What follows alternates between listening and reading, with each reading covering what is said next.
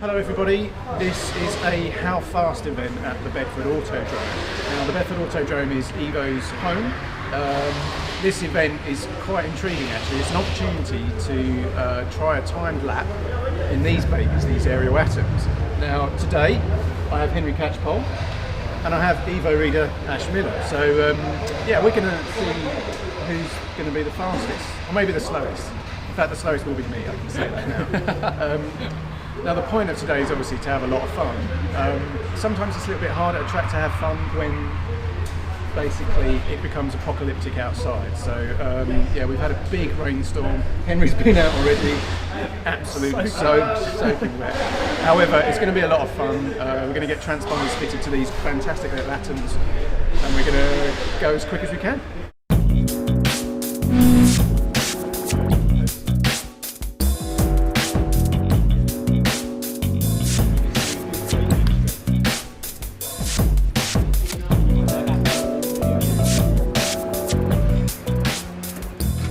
It actually feels like a full racing car. You know, you've got a full digital dash display, you've got the paddle shift, and the lovely little carbon fibre paddles as well.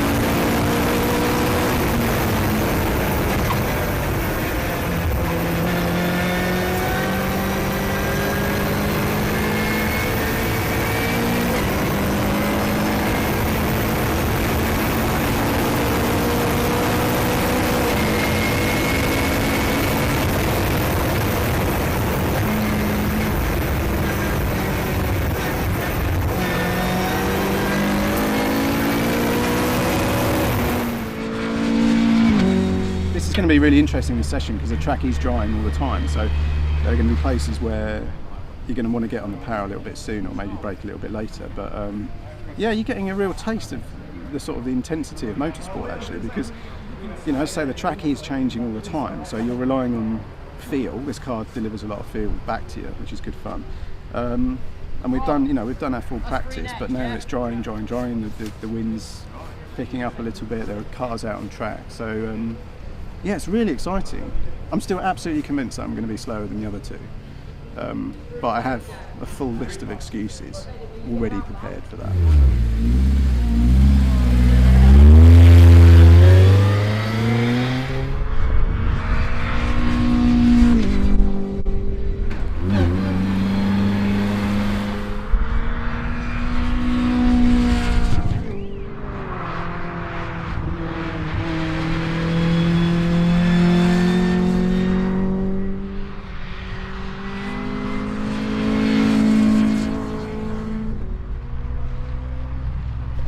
Well, that was pretty intense. We've all done our laps now, all three of us, in these fantastic atoms. The main thing there, the track was drying, which made it a really unique experience because our practice laps were on much wetter surface. So on the actual time laps, it was all about pushing.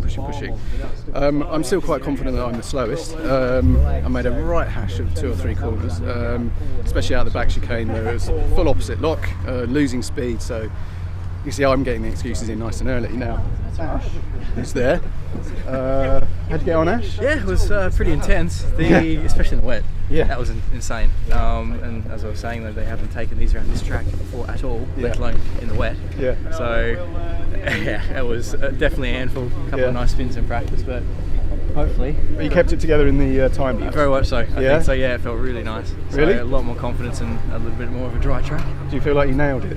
I reckon it was pretty close. Still more on the braking, but we got to see. I mean, I was following you in practice, and I had trouble keeping up until you reinvented the chicane up the end there. Thanks for bringing that up. Yeah, there's a bit of mud on one of these cars. It makes it go faster. See, the water goes off over the mud. Do you think that's what it is? I think.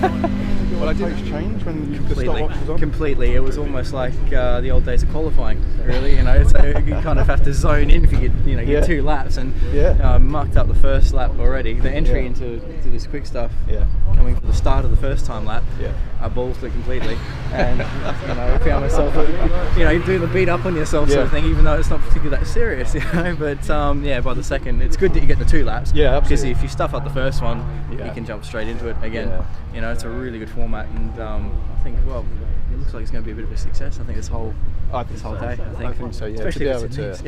Yeah, I know. I mean, we had when my instructor and I, when we were sat here, there was that kind of, okay, guys, we've got to get ready now. Yeah. This feels like a race. Yeah. This is really. And then I was sat there, and we got the engine running and everything, and it's quite a mechanical noise and everything. So the adrenaline's buzzing. And then I thought, I've really got to focus here, And this is completely, I've never really raced. I've done a few races, but so I sat there and thinking, well, what would Vettel do, And I'll go through the whole process. And I started to think, right, okay, first corner, I need to get this braking point here, fourth, third, second, turn in, and then fifth. So I was going through, and then I got about 2/3 around the lap, and I thought, no idea.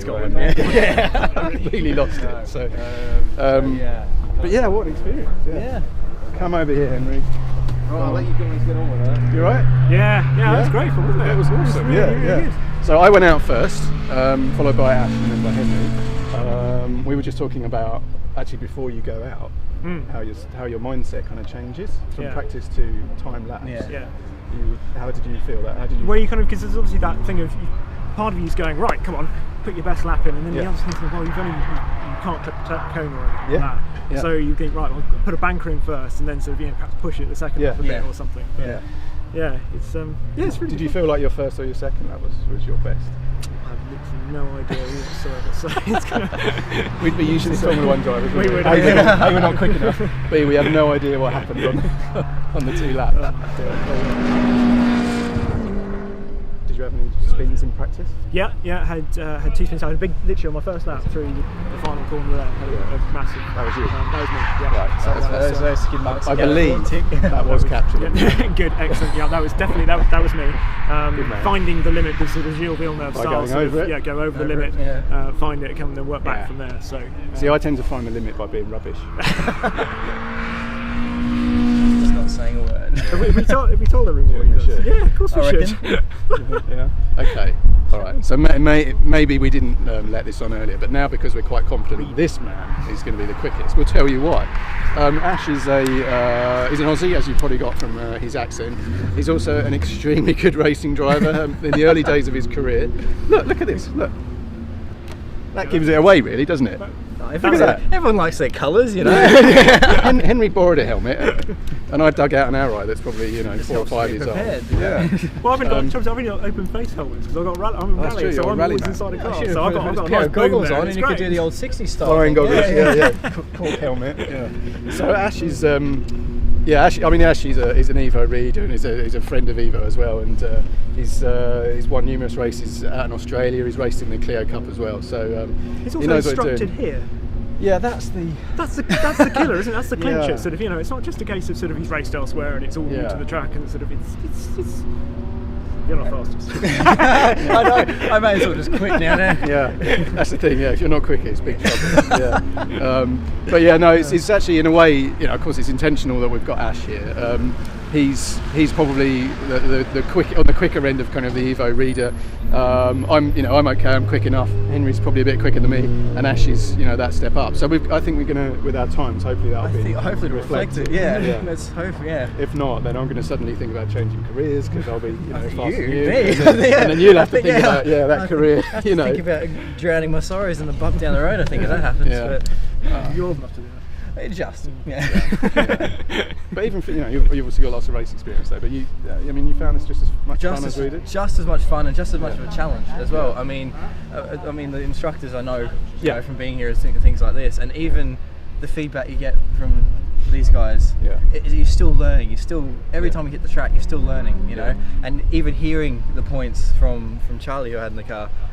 it's amazing what you still miss. You know, you still go out there and think you're doing relatively well and still quicker, but then to hear the feedback and go, you could go that much more, and you think, jeez, it is really, you know, and you do, and then you can, you know. So every time I hit the track, whether it be here or somewhere else, you always learn something, you know. So, well, should we find out I think so. how fast, or in my case, how slow?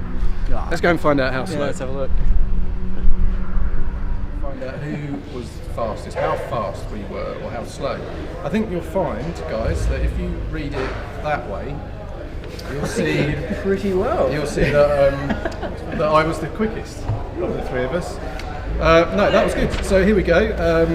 In third place, Nick Trott, a 1:32.721. I have many excuses for that, including 2 half spins and the fact, and you cannot dispute this, that it was wetter when I did my runs because I went out first. And the track was dry. We don't have enough tape. Come on, the excuses. Come on, be honest. Next up, Henry. Good job. A 1:31.635. Henry, I had a look at the practice times earlier on, and you were the quickest in practice. Oh, it's the rain. See, I like the rain. That's it, yeah. That's the rally driving, isn't it? Yeah. So when it started to dry, you were actually disappointed. I was fish out of water. Yeah. Quite literally. So whereas when it actually started to dry for me and you, we were praising that. That was excellent. So of course that means that Ash Miller is quickest with a 1:30.632. So Ash was a second quicker than Henry, and Henry was about a second quicker than me. So I think that was pretty consistent. Maybe to be expected, wasn't it? But it was good fun. Yeah, it was great fun. Yeah. Come on, I can't be the only one that gives excuses. I need some excuses. I think my excuse is it was the drier it got, the worse I was, clearly. So, so the drier it got, the slower it went. You're a strange man. There's no logic. I can't even figure that out. Yeah.